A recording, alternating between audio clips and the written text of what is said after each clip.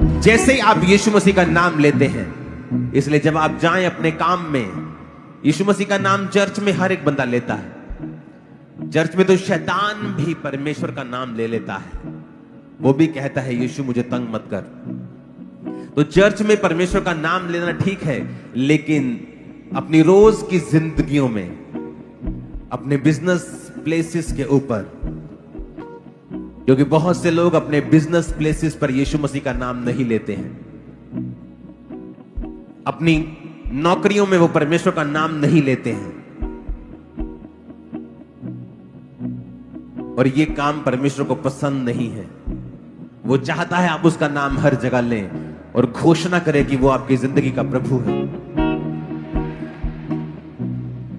और जब आप ये घोषणा कर देते हैं, अगर इनडायरेक्टली होती है ये घोषणा, जब आप किसी को परमेश्वर के बारे में बताते हैं,